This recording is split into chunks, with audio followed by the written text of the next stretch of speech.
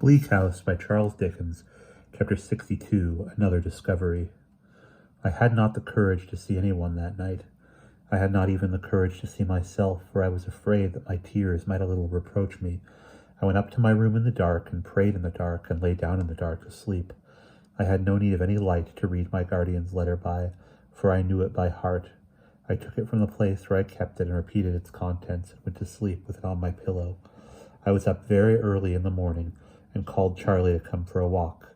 We bought flowers for the breakfast table, and came back and arranged them, and were as busy as possible. We were so early that I had time still for Charlie's lesson before breakfast. Charlie, who was not in the least improved in the old defective article of grammar, came through it with great applause, and we were altogether very notable. When my guardian appeared, he said, "Why, little woman, you look fresher than your flowers." And Mrs. Woodcourt repeated and translated the passage.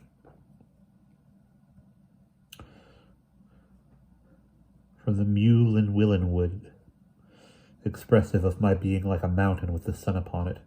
This was all so pleasant that I hope it made me still more like the mountain than I had been before. After breakfast I waited my opportunity, and peeped about a little, until I saw my guardian in his own room, the room of last night, by himself. Then I made an excuse to go in with my housekeeping keys, shutting the door after me. "Well, Dame Durden," said my guardian. The post had brought him several letters, and he was writing. "You want money?" "No, indeed, I have plenty in hand." "There never was such a Dame Durden," said my guardian, "for making money last." He laid down his pen and leaned back in his chair, looking at me. I have often spoken of his bright face, but I had never seen it look so bright and good. There was a high happiness upon it, which made me think, he has been doing some great kindness this morning. I went to him and took my usual chair, which was always put at his side. "Dear guardian," said I want to speak with you. Have I been remiss in anything?" "Remiss in anything, my dear?" "Have I not been what I have meant to be since I brought the answer to your letter, guardian?" "You have been everything I could desire, my love." "I am very glad indeed to hear that," I returned. You said to me, was this the mistress of Bleak House? And I said yes. "Yes," said my guardian, nodding his head. He put his arm about me, as if there was something to protect me from, and looked in my face, smiling. "Since then," said I, "we have never spoken on the subject except once. And then I said Bleak House was thinning fast, and so it was, my dear. And then I said Bleak House was thinning fast, and so it was, my dear. And I said," I timidly reminded him, "but its mistress remained." He still held me in the same protecting manner, and with the same bright goodness in his face. "Dear guardian," said I know how you have felt all that has happened, and how considerate you have been, and so much time has passed. And as you spoke only this morning of my being so well again, perhaps you expect me to renew the subject. Perhaps I ought to do so. I will be the mistress of Bleak House when you please." "See," he returned gaily, "what a sympathy there must be between us. I have had nothing else, poor Rick excepted. It's a large exception in my mind. When you came in, I was full of it. When shall we give Bleak House its mistress, little woman?" "When you please. Next month?" "Next month, dear guardian." "The day on which I take the happiest and best step of my life, the day on which I shall be a man more exulting and more enviable than any other man in the world, the day in which I give Bleak House its little mistress shall be next month then," said my guardian. I put my arms about his neck and kissed him, just as I had done on the day when I brought my answer. The servant came to the door to announce Mr. Bucket, which was quite unnecessary, for Mr. Bucket was already looking over the servant's shoulder. "Mr. Jarndyce and Miss Summerson," he said, rather out of breath, "with apologies for intruding, will you allow me to order up a person that's on the stairs and that objects to being left there in case of becoming the subject of observations in his absence? Thank you. Be so good as chair that there member in this direction, will you?" said Mr. Bucket, beckoning over the banisters. This singular request produced an old man in a black skull cap, unable to walk, who was carried up by a couple of bearers and deposited in the room near the door. Mr. Bucket immediately got rid of the bearers, mysteriously shut the door and bolted it. "Now you see, Mr. Jarndyce," he then began, putting down his hat and opening the subject with a flourish of his well-remembered finger. You know me, Miss Summerson knows me, this gentleman likewise knows me, and his name is Smallweed. The discounting line is his line principally, and he is what you may call a dealer in bills. That's about what you are, you know, ain't it? Said Mr. Bucket, stepping a little to address the gentleman in question, who was exceedingly suspicious of him. He seemed to dispute this designation of himself when he was seized with a violent fit of coughing. Now, morale, you know, said Mr. Bucket, improving the accent. Don't you contradict when there's no occasion, and you won't be took that way. Now, Mr. Jarndyce, I've been negotiating with this gentleman on behalf of Sir Leicester Dedlock, Baronet, and one way and another I've been in and out and about his premises a deal. His premises are the premises formerly occupied by Crook, marine stone dealer, a relation of this gentleman's, that you saw in his lifetime, if I don't mistake. My guardian replied, yes. Well, you are to understand, said Mr. Bucket, that this gentleman came into Crook's property, and a good deal of magpie property there was. Vast lots of waste paper among the rest, Lord bless you, of no use to anybody. The cunning Mr. Bucket's eye, and the masterly manner in which he contrived, without a look or a word, against which his watchful auditor could protest, to let us know that he stated the case according to previous agreement, and could say no more of Mr. Smallweed than he thought it advisable, deprived us of any merit in quite understanding him. Being a prudent man and accustomed to take care of your own affairs, you begin to rummage among the papers as you have come into, don't you? Of course I do, cried Mr. Smallweed. Of course you do, said Mr. Bucket conversationally, and much to blame you would be if you didn't. And so you chance to find, you know, Mr. Bucket went on, a paper with the signature of Jarndyce, don't you? Mr. Smallweed glanced with a troubled eye at us and grudgingly nodded his assent. And coming to look at the paper at your full leisure and convenience, what do you find on it but a will, you see? That's the drollery of it, said Mr. Bucket. What do you find it to be but a will? I don't know that it's good as a will or anything else, snarled Mr. Smallweed. Mr. Bucket eyed the old man for a moment.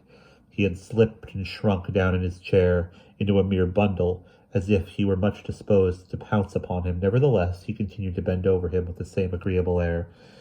Notwithstanding which, said Mr. Bucket, you got a little doubtful and uncomfortable in your mind about it, having a very tender mind of your own, and as you've heard a good deal mentioned regarding a celebrated Chancery will case of the same name, and as you know what a card Crook was for buying all manner of old pieces of furniture, and books and papers, and what not, and never liking to part with them, and always a-going to teach himself to read, you begin to think, and you never was more correct in your born days. Ecod, if I don't look about me, I may get into trouble regarding this will. Now mind how you put it, Bucket, cried the old man anxiously, with his hand to his ear. Speak up. None of your brimstone tricks. Pick me up. I want to hear better. Oh, Lord, I am shaken to bits. Mr. Bucket had certainly picked him up at a dart. However, as soon as he could be heard through Mr. Smallweed's coughing and his vicious ejaculations of, "Oh, my bones! Oh, dear, I've no breath in my body! I'm worse than the chattering brimstone pig at home!" Mr. Bucket proceeded in the same convivial manner as before. "So, as I happen to be in the habit of coming about your premises, you take me into your confidence, don't you? I think it would be impossible to make an admission with more ill will and a worse grace than Mr. Smallweed displayed when he admitted this. I think it would be impossible to make an admission with more ill will and worse grace than Mr. Smallweed displayed when he admitted this. And I go into the business with you, very pleasant we are over it, and I confirm you in your well-founded fears that you will get yourself into a most precious line, if you don't come out with that will, said Mr. Bucket emphatically, and accordingly you arrange with me that it shall be delivered up to this present Mr. Jarndyce, on no conditions. If it should prove to be valuable, you trusting yourself to him for your reward, that's about where it is, right, ain't it? That's what was agreed, Mr. Smallweed assented with the same bad grace. In consequence of which, said Mr. Bucket, dismissing his agreeable manner, all at once becoming strictly businesslike, you've got the will upon your person at the present time, and the only thing that remains for you to do is just to out with it. Having given us one glance out of the corner of his eye, and having given his nose one triumphant rub with his forefinger, Mr. Bucket stood, with his eyes fastened on his confidential friend, and his hand stretched forth ready to take the paper and present it to my guardian. It was not produced without much reluctance, and many declarations on the part of Mr. Smallweed that he was a poor, industrious man, and that he left it to Mr. Jarndyce's honour not to let him lose by his honesty. Little by little, he very slowly took from a breast pocket a stained, discoloured paper, which was much signed upon the outside, and a little burnt at the edges, as if it had long ago been thrown upon a fire. Mr. Bucket lost no time in transferring the paper from Mr. Smallweed to Mr. Jarndyce. As he gave it to my guardian, he whispered behind his fingers, "Hadn't settled how to make their market of it, quarrelled and hinted about it. I laid out £20 upon it. First, the avaricious grandchildren split upon him, on account of their objections to his living so unreasonably long, and then they split on one another. Lord, there ain't no one of the family that wouldn't sell the other for £1 or 2, except the old lady, and she's only out of it because she's too weak in her mind to drive a bargain." "Mr. Bucket," said my guardian aloud, "whatever the worth of this paper may be to anyone, my obligations are great to you, and if it be of any worth, I hold myself bound to see Mr. Smallweed remunerated accordingly." "Not according to your merits, you know," said Mr. Bucket in a friendly explanation to Mr. Smallweed. "Don't be afraid of that. According to its value." "That's what I mean," said my guardian. "You may observe, Mr. Bucket, that I abstained from examining this paper myself. The plain truth is, I have forsworn and abjured the whole business these many years, and my soul is sick of it. But Miss Summerson and I will immediately place the paper in the hands of my solicitor in the cause, and its existence shall be made known without delay to all other parties interested." "Mr. Jarndyce can't say fairer than that, you understand," observed Mr. Bucket to his fellow visitor, "and it being now made clear to you that nobody's going to be wronged, which must be a great relief to your mind, we may proceed with the ceremony of chairing you home again." He unbolted the door, called in the bearers, wished us good morning, and, with a look full of meaning and a crook of his finger at parting, went his way. We went our way, too, which was to Lincoln's Inn as quickly as possible. Mr. Kenge was disengaged, and we found him at his table in his duty room, with the inexpressive-looking books and the piles of papers. Chairs having been placed for us by Mr. Guppy, Mr. Kenge expressed the surprise and gratification he felt at the unusual sight of Mr. Jarndyce in his office. He turned over his double eyeglass as he spoke, and was more conversation Kenge than ever. "I hope," said Mr. Kenge, "that the genial influence of Miss Summerson," he bowed to me, "may have induced Mr. Jarndyce," he bowed to him, "to forego some little of his animosity toward a cause and toward a court which are, shall I say, which take their place in the stately vista of the pillars of our profession." "I am inclined to think," returned my guardian, "that Miss Summerson has seen too much of the effects of the court and the cause to exert any influence on the former. Nevertheless, they are a part of the occasion of my being here.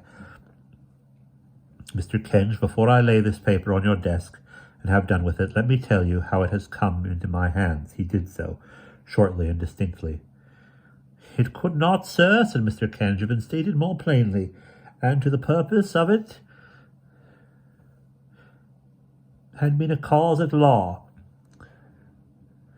"Did you ever know English law or equity either plain to the purpose?" said my guardian. "Oh, fie," said Mr. Kenge.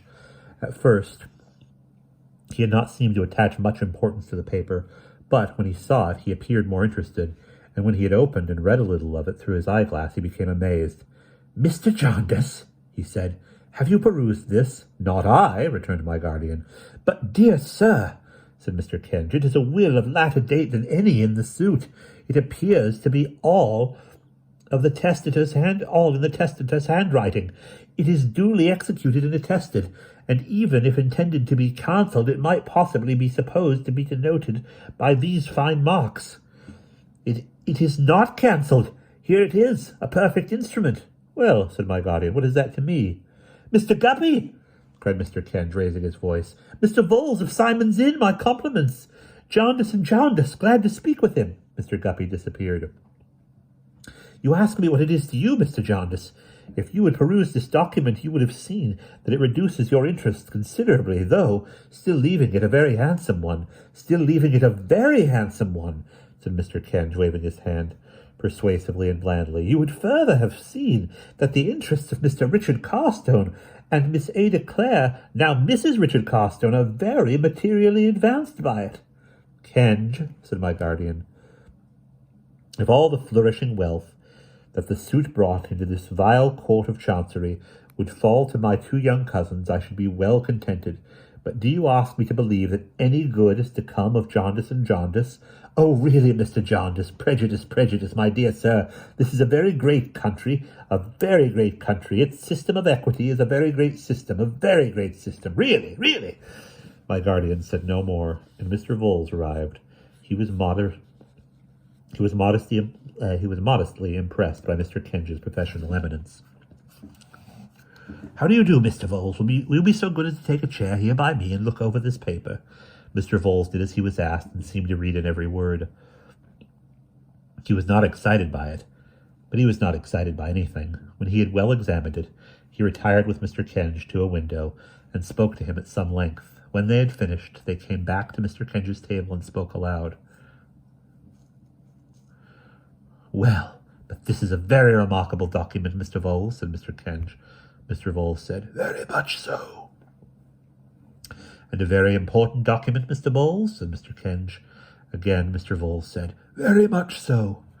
And, as you say, Mr. Voles, when the cause is in the paper next term, this document will be an unexpected and interesting feature in it, said Mr. Kenge, looking loftily at my guardian. And when, said my guardian, rising after a pause, when is the next term? Next term, Mr. Jaundice, will be next month, said Mr. Kenge. Of course, we shall at once proceed to do what is necessary with this document and to collect the necessary evidence concerning it, and of course you will receive our usual notification of the cause being in the paper, to which I shall pay, of course, my usual attention. Still bent, my dear sir, said Mr. Kenge, showing us through the outer office to the door, still bent, even with your enlarged mind, on echoing a popular prejudice? We are a great country, Mr. Jaundice. We are a very great country. This is a great system, Mr. Jaundice. And would you wish a great country to have a little system? Now, really, really. And that is the end of chapter 62.